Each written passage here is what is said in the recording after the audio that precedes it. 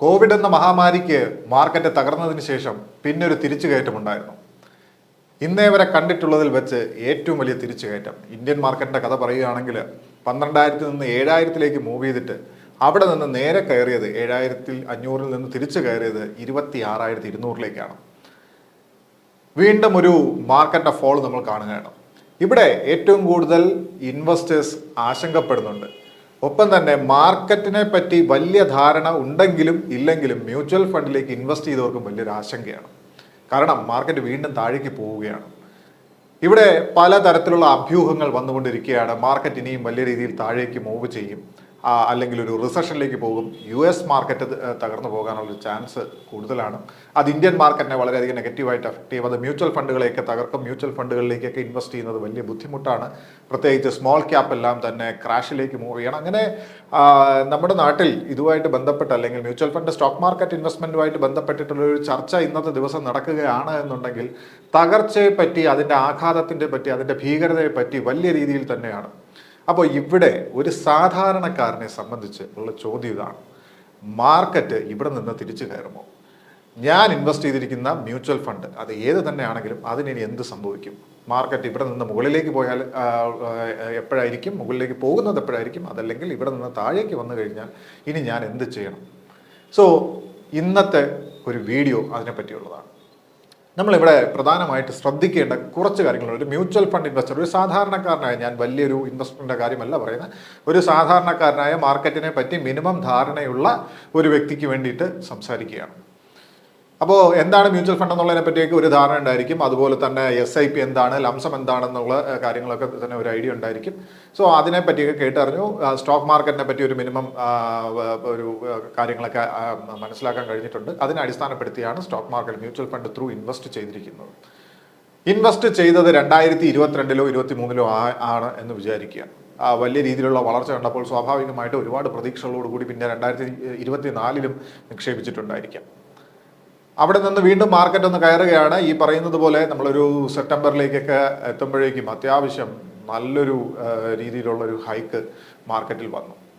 അവിടെ നിന്ന് തുടങ്ങിയ ഒരു വീഴ്ച അല്ലെങ്കിൽ ഒരു ഡൗൺഫോൾ ഇപ്പോൾ നിൽക്കുന്നത് ഇന്ത്യൻ സ്റ്റോക്ക് മാർക്കറ്റ് അല്ലെങ്കിൽ NSE നിൽക്കുന്നത് 22,000 റേഞ്ചിലാണ്. അതായത് ഏകദേശം ഒരു 4,000-ന് മുകളിൽ പോയിന്റ്സ് ഡൗണിലാണ്. അല്ലെങ്കിൽ ഒരു 15% ഫോള് നിഫ്റ്റി 50 എന്ന് പറയുന്ന ഇൻഡെക്സിന് സംഭവിച്ചു. അതൊരു ലാർജ് ക്യാപ്പ് ഇൻഡെക്സ് ആണ് എന്നുണ്ടെങ്കിൽ സ്മോൾ ക്യാപ്പ് ഇൻഡെക്സിന്റെ തകർച്ച എന്ന് പറയുന്നത് 23%. മിഡ് ക്യാപ്പുകളുടെ തകർച്ച എന്ന് പറയുന്നത് 20%-ഓളമാണ്. സോ ഈ തകർച്ച കണ്ട് ശരിക്കും പരിഭ്രാന്തരായ ഒരുപാട് പേരുണ്ട്. എൻ്റെ മ്യൂച്വൽ ഫണ്ട് എല്ലാം നഷ്ടത്തിലേക്ക് പോയി, വലിയ ലാഭം കണ്ട് ഞാൻ പിന്നെയും ഇൻവെസ്റ്റ് ചെയ്തപ്പോൾ ഇത് താഴേക്ക് പോയി. എന്താണ് ഇതിൻ്റെ കാരണം എന്നുള്ളതാണ്. ഒന്ന്, ഇന്ത്യൻ സ്റ്റോക്ക് മാർക്കറ്റ് അതിൻ്റെ വാല്യുവേഷൻ വൈസ് നോക്കുകയാണ് എന്നുണ്ടെങ്കിൽ വളരെ ഉയർന്ന പ്രൈസ് ഏർണിംഗ് റേഷ്യോയിലാണ് നിന്നിട്ടുണ്ടായിരുന്നു എന്നുള്ളതാണ് ഒന്നാമത്തെ കാര്യം. നമ്മൾ മനസ്സിലാക്കേണ്ടത് ഇപ്പോൾ 2025-ൽ ഈ തകർച്ച എന്ന് പറയുന്നത് ഇത് ആദ്യം സ്റ്റോക്ക് മാർക്കറ്റിൽ സംഭവിക്കുന്നതല്ല. നമ്മൾ സ്റ്റോക്ക് മാർക്കറ്റിൻ്റെ ചരിത്രം എടുത്തു കഴിഞ്ഞാൽ 90-കൾ മുതൽ ഇന്ത്യൻ സ്റ്റോക്ക് മാർക്കറ്റിനെ പറ്റി കൂടുതലായിട്ട് ഡിസ്കസ് ചെയ്യുമ്പോൾ 90-കൾ മുതൽ നമ്മൾ ഇങ്ങോട്ട് നോക്കിക്കഴിഞ്ഞാൽ വലിയൊരു തകർച്ച തന്നെയാണ്. നമ്മൾ പല കാലഘട്ടത്തിലും പല തകർച്ചകൾ നേരിട്ട് നമ്മൾ കണ്ടിട്ടുള്ളതായിരിക്കും. അല്ലെങ്കിൽ നമ്മൾ ചരിത്രം പരിശോധിച്ചാൽ നമുക്കത് അറിയാൻ കഴിയുന്ന കാര്യമാണ്. സോ പലപ്പോഴും പേപ്പറിൽ പത്രവാർത്ത വരുന്നത് ഇത് ചരിത്രത്തിലെ ഏറ്റവും വലിയ തകർച്ചയാണ് നേരിട്ട്. അപ്പോൾ ആ ഒരു പത്രവാർത്തയുടെ ഒരു ഭീകരതയാണ് പലപ്പോഴും ആളുകളെ കൂടുതലായിട്ട് ടെൻഷൻ അടിപ്പിക്കുന്നത്. അപ്പോൾ ഒന്നാമത്തെ കാര്യം നിങ്ങൾ മനസ്സിലാക്കിയിരിക്കേണ്ടത് പത്രവാർത്തകളോ അല്ലെങ്കിൽ മീഡിയയിൽ വരുന്ന തലക്കെട്ടുകളോ മാത്രമല്ല, മാർക്കറ്റിൽ ആക്ച്വൽ എന്ത് സംഭവിച്ചു എന്ന് ചോദിച്ചു കഴിഞ്ഞാൽ ഏറ്റവും ഉയർന്ന പ്രീമിയത്തിൽ നിന്ന മാർക്കറ്റ് ഈ ഉയർന്നു നിൽക്കുന്ന സമയത്ത് അല്ലെങ്കിൽ എക്സസ് പ്രീമിയത്തിൽ നിൽക്കുന്ന ഒരു മാർക്കറ്റ് ആരും കാശ് കൊടുത്ത് ഒരു സ്റ്റോക്കോ അല്ലെങ്കിൽ ഒരു പ്രോഡക്റ്റോ വാങ്ങാൻ പോകുന്നില്ല. നമ്മൾ ഉയർന്ന വിലയിൽ നിൽക്കുമ്പോൾ ഒരു പ്രോഡക്റ്റും വാങ്ങുന്നില്ല എന്ന് പറയുന്ന പോലെ തന്നെയാണ് ഇതിനകത്തുള്ള ബിഗ് ഇൻവെസ്റ്റേഴ്സ്, ഹ്യൂജ് ഇൻവെസ്റ്റേഴ്സ് ഒരിക്കലും ഈ ഹെവി പ്രൈസിൽ നിൽക്കുന്ന ഒരു പ്രോഡക്റ്റ് വാങ്ങാനായിട്ട് തയ്യാറാകില്ല. ആസ് എ റിസൾട്ട് അവിടെ അവരെന്ത് ചെയ്യും? അവരുടെ കയ്യിലിരിക്കുന്ന പ്രോഡക്റ്റുകൾ മാർക്കറ്റിൽ കൂടുതലായിട്ട് വിൽപ്പനയ്ക്കായിരിക്കും വെക്കുന്നത്. അതാണ് ഒരു കാരണം. അതായത് FIAs അവരുടെ സ്റ്റോക്സ് സെല്ല് ചെയ്യുക, അല്ലെങ്കിൽ അവരുടെ ഇരിക്കുന്ന ഇന്ത്യൻ മാർക്കറ്റിലെ സ്റ്റോക്ക് മാർക്കറ്റ് പ്രോഡക്ട്സ് ഒക്കെ തന്നെ സെല്ല് ചെയ്തതിൻ്റെ റിസൾട്ടാണ് താഴെ വരുന്നത്. അപ്പോൾ ഇതാണ് നമ്മൾ ആദ്യം മനസ്സിലാക്കേണ്ട കാര്യം. സോ അവർ എന്തുകൊണ്ട് സെല്ല് ചെയ്തു എന്നുള്ളതിൻ്റെ റീസൺ ഞാൻ ഒന്ന് പറഞ്ഞു കഴിഞ്ഞു. 2, അവർക്ക് നോക്കുമ്പോഴത്തേക്കും ചൈന പോലുള്ള ചൈന മാർക്കറ്റൊക്കെ ഇപ്പോൾ അത്യാവശ്യം ഡൗണിലാണ് ഈ ഒരു 2024 സെപ്റ്റംബർ സമയത്തൊക്കെ നിന്നിരുന്നത്. അപ്പോൾ ചൈന കുറച്ച് ഓഫേഴ്സ് വെച്ചു. സോ അവരുടെ ഇൻവെസ്റ്റ്മെൻറ്റ് തൽക്കാലം ഇന്ത്യൻ മാർക്കറ്റിൽ നിന്നൊന്ന് മാറി അവർ ചൈനയിലേക്ക് ഒന്ന് ഇൻവെസ്റ്റ് ചെയ്യുന്നു. അപ്പോൾ അവർ കുറച്ചധികം ഫണ്ട് ഇവിടെ നിന്ന് കൊണ്ടുപോയി. അതിൻ്റെ അർത്ഥം തിരിച്ച് ഇവിടെ ഇന്ത്യൻ മാർക്കറ്റിലേക്ക് തിരിച്ചു വരില്ല. എടുത്ത് ശ്രദ്ധിക്കേണ്ട കാര്യം അതാണ്, ഇന്ത്യൻ മാർക്കറ്റിലേക്ക് തിരിച്ചു വരില്ല. അങ്ങനെ ഒരു കാര്യം അവിടെ നിൽക്കുന്നില്ല. തീർച്ചയായിട്ടും തിരിച്ചു വരും. എപ്പോഴാണ്? ഡിസ്കൗണ്ടഡ് പ്രൈസിൽ നമ്മുടെ സ്റ്റോക്സിനെ കിട്ടുമ്പോൾ, നമ്മുടെ സ്റ്റോക്സ് വാങ്ങാനായിട്ട് കഴിയുമ്പോൾ തീർച്ചയായിട്ടും അവർ തിരിച്ചു വരും. ഇത് എല്ലാ കാലവും സംഭവിച്ചു. 2008 റിസഷൻ സമയത്തും ഇതേപോലൊരു വലിയൊരു ക്രാഷ് ഉണ്ടായിരുന്നു. അതിനുശേഷം സംഭവിച്ചു. 2014-15 കാലഘട്ടത്തിൽ ഒരു വീഴ്ച ഉണ്ടായിരുന്നു. അപ്പോഴും ഇതൊക്കെ തന്നെയാണ് സംഭവിച്ചത്. കോവിഡ് സമയത്തും ഇത് തന്നെയായിരുന്നു സംഭവിച്ചിട്ടുണ്ടായിരുന്നത്. എല്ലാ ടെക്നിക്കലി നോക്കുകയാണെങ്കിൽ എല്ലാ 5-6 വർഷത്തിലൊരിക്കൽ മാർക്കറ്റിന് ഈ കറക്ഷൻ സംഭവിച്ചേ മതിയാകുള്ളൂ. ആ കറക്ഷൻ മാത്രമാണ് മാർക്കറ്റ് നേരിടുന്നത്. അവിടെ അതാത് കാലഘട്ടങ്ങളിൽ ഉണ്ടാകുന്ന ആഗോളതലത്തിലുണ്ടാകുന്ന അല്ലെങ്കിൽ രാജ്യത്തിന് അകത്തുണ്ടാകുന്ന കുറച്ച് ഇഷ്യൂസും ഇതിനൊരു കാരണമാകും, അല്ലെങ്കിൽ ഇതിൻ്റെ ഒരു ആക്കം കൂട്ടുമെന്നുള്ളതേ ഉള്ളൂ. എന്നാൽ സ്റ്റോക്ക് മാർക്കറ്റ് ഒരിക്കലും തകർന്ന് തരിപ്പണമാകുന്ന ഒരു സാഹചര്യം ഉണ്ടാകുന്നില്ല. താൽക്കാലികമായ വീഴ്ചകൾ തീർച്ചയായിട്ടും ഉണ്ടാവും. അപ്പോൾ രണ്ടാമത്തെ കാരണം ഞാൻ പറഞ്ഞു, ചൈനയിലേക്ക് പോയത്. 3, ട്രംപിൻ്റെ അഡ്മിനിസ്ട്രേഷൻ വിദേശ നിക്ഷേപകരോട് അമേരിക്കയിലോട്ട് തിരിച്ചു വരാനായിട്ട് ആവശ്യപ്പെട്ടു. അപ്പോൾ അത് കുറച്ചും കൂടെ ഒരു ബൂസ്റ്റിംഗ് ആണ് അവരെ സംബന്ധിച്ച്, അമേരിക്കയിലേക്ക് കൂടുതൽ ഇൻവെസ്റ്റ് ചെയ്യുക. പക്ഷേ US എക്കോണമിയെ സംബന്ധിച്ച് US എക്കോണമിയെ പറ്റിയുള്ള ഒരു വിലയിരുത്തൽ എന്ന് പറയുന്നത് ഹെവി പ്രൈസ്ഡ് ആയിട്ടാണ് വിലയിരുത്തിയിരിക്കുന്നത്. സോ US എക്കോണമി താഴേക്ക് വരാനുള്ള ഒരു പോസിബിലിറ്റി ഇവിടെ നിലനിൽക്കുന്നുണ്ട്. അപ്പോൾ ഇത്തരം കാര്യങ്ങളെല്ലാം നമ്മുടെ ഇന്ത്യൻ മാർക്കറ്റിനെ ബാധിച്ചതിൻ്റെ ഒരു ഫലമായിട്ടാണ്. അതുപോലെ തന്നെ ട്രംപിൻ്റെ കമൻസ് ഒക്കെ തന്നെയും നമ്മുടെ മാർക്കറ്റിന് അത്ര ഗുണകരമല്ല. നമ്മുടെ GDP ആയിട്ട് ബന്ധപ്പെട്ടിട്ട് വരുന്ന ഡേറ്റ അത്ര കണ്ടൊരു മെച്ചമായിരുന്നില്ല. അപ്പോൾ ഇതൊക്കെ അങ്ങനെ നിരവധി കാരണങ്ങൾ ഒരേ സമയത്ത് വന്നപ്പോഴുണ്ടായ ഒരു വീഴ്ചയാണ്. ഇവിടെ ഒരു മ്യൂച്വൽ ഫണ്ട് ഇൻവെസ്റ്റ് ചെയ്യുന്ന ഒരു വ്യക്തി എന്താണ് അറിഞ്ഞിരിക്കേണ്ടത്?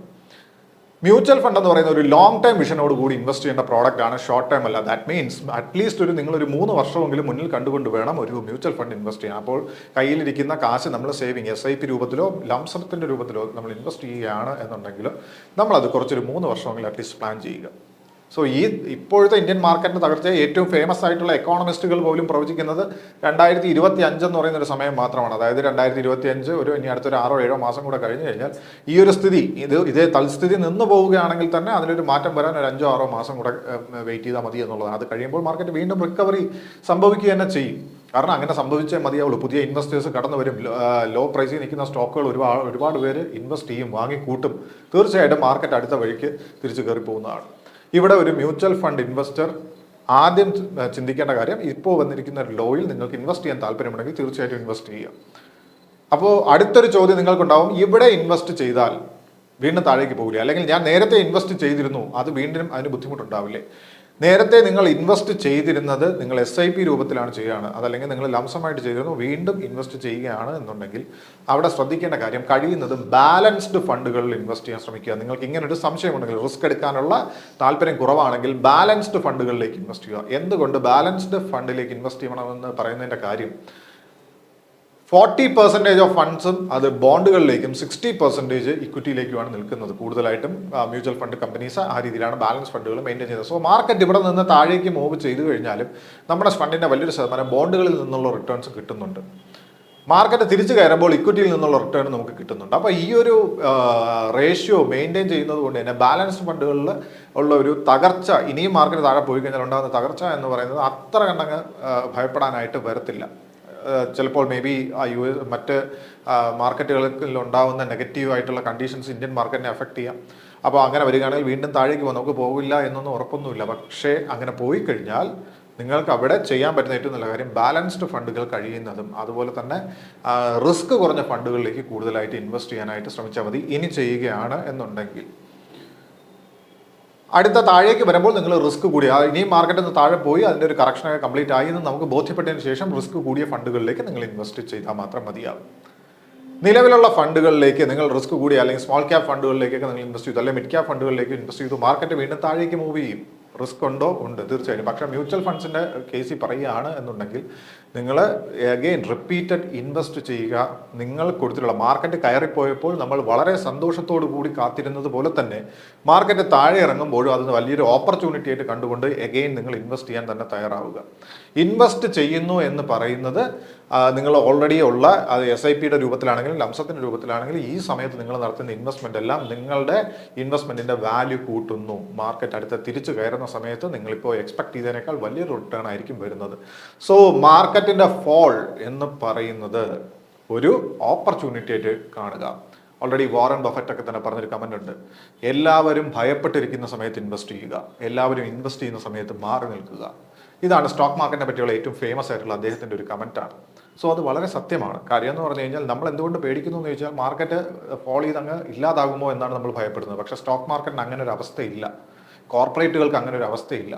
എല്ലാ കാലഘട്ടത്തിലും മാർക്കറ്റ് ഉയർന്നു കഴിഞ്ഞാൽ തിരിച്ച് താഴേക്ക് തന്നെ വീണ്ടും വരുന്നതാണ്. അത് താഴെ ഡിസ്കൗണ്ട് പ്രൈസിൽ വരുമ്പോൾ ഒരുപാട് ആളുകൾ, പുതിയ ആളുകൾ കടന്നുകൂടുന്നതാണ്. ഇപ്പോൾ ഒരു എക്സാമ്പിൾ പറയാനാണെങ്കിൽ ഏകദേശം കോവിഡിന് മുമ്പ് 4.3 കോടിയാണ് ഇൻവെസ്റ്റേഴ്സ് ഇന്ത്യൻ സ്റ്റോക്ക് മാർക്കറ്റിൽ ഉണ്ടായിരുന്നത്.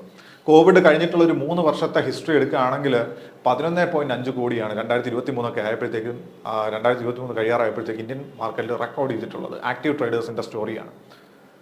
കോവിഡിൽ എന്താ സംഭവിച്ചത്? മാർക്കറ്റ് താഴെ വീണപ്പോഴാണ് ഏറ്റവും കൂടുതൽ ആക്റ്റീവ് കസ്റ്റമേഴ്സ് ഇവിടെ ഏറ്റവും കൂടുതൽ ഫണ്ട് ഇന്ത്യൻ മാർക്കറ്റിലേക്ക് വന്നത്, ഏറ്റവും വലിയൊരു വോളിയം ജനറേറ്റ് ചെയ്യപ്പെട്ടത്. ഇത് തന്നെയാണ് ഇനിയും സംഭവിക്കാൻ പോകുന്നത്. ആ സത്യം നമ്മൾ മനസ്സിലാക്കിക്കൊണ്ട് വേണം നമ്മൾ ഇൻവെസ്റ്റ് ചെയ്യാനായിട്ട്. സോ ഈ ഒരു ഓപ്പർച്യൂണിറ്റിയെ യൂസ് ചെയ്യുക എന്നുള്ളതാണ് ഓരോ മ്യൂച്വൽ ഫണ്ട് ഇൻവെസ്റ്ററിൻ്റെയും റെസ്പോൺസിബിലിറ്റി.